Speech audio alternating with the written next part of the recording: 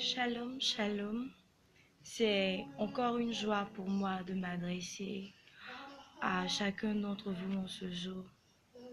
Alors, je voudrais partager quelque chose de bien précis qui peut ne pas forcément nous plaire, qui peut nous déranger, mais qui quand même a son pesant d'or, donc qui en vaut la peine. J'ai été à un temps de prière et mon père qui prêchait a relâché une parole.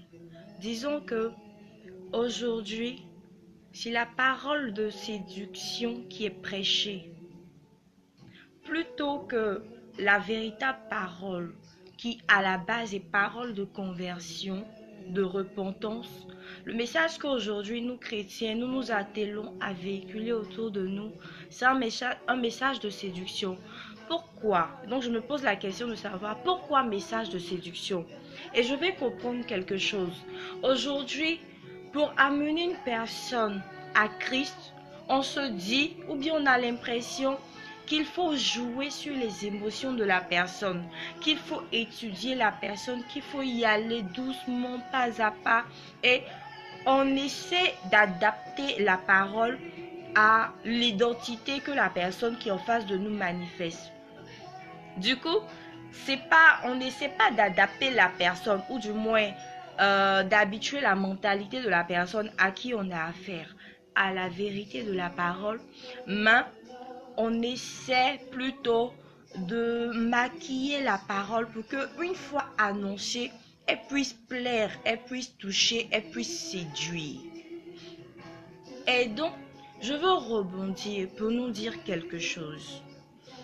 J'ai compris en parcourant les Écritures que le message basique de la relation entre Dieu et ses enfants est un message qui ne fait pas forcément plaisir à entendre. C'est un message de repentance, c'est un message d'abandon, un message d'obéissance aux principes et aux lois de Dieu. Il ne s'agit pas de se lever et de faire ce qu'on veut. Frères et sœurs, lorsque Jésus entre en scène, après Jean-Baptiste qui n'a prêché que repentissez-vous, convertissez-vous, car le royaume des cieux est proche.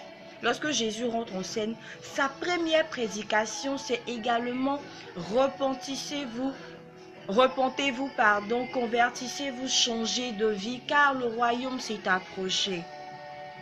Alors, pourquoi essayer d'entrer dans cette forme de séduction-là et faire croire aux personnes à qui nous voulons annoncer Christ que l'essentiel, ce n'est pas de changer sa vie. L'essentiel, ce n'est pas de regretter sa vie passée, de désirer entrer dans une vie nouvelle, mais l'essentiel, c'est de venir à Dieu parce qu'il est source de bénédiction. Est-ce que l'on se convertit ou est-ce que l'on est chrétien simplement parce que être chrétien implique que nous soyons automatiquement bénis? Est-ce que le fait que nous appartenions à Christ, c'est simplement parce qu'il est source de bénédiction? C'est simplement parce qu'il a la possibilité de faire de grandes choses dans nos vies? Et donc, c'est un peu le message, c'est un peu ce sur quoi je voulais rebondir pour dire à une personne, c'est vrai, être en Christ fait de toi un homme de lumière, un homme qui est appelé à être heureux, à être épanoui, à être source de bénédiction pour ceux qui l'entourent. Mais le préalable, c'est que dans la vérité de notre vie au quotidien, nous n'oublions pas ce message de repentance. Se repentir dans notre mentalité, se repentir dans notre manière de voir les choses, de concevoir les choses. Dieu ne s'est pas retenu ou abstenu de nous dire « Je suis un Dieu jaloux ». Je suis un Dieu jaloux. Est-ce que selon vous, c'est juste pour amuser la galerie qu'il a rebondi sur ce fait-là? Alors faisons très attention, frères et sœurs. Notre état de pureté, de sainteté, notre véracité dans notre marche avec Christ a une valeur très importante. Que Dieu nous bénisse.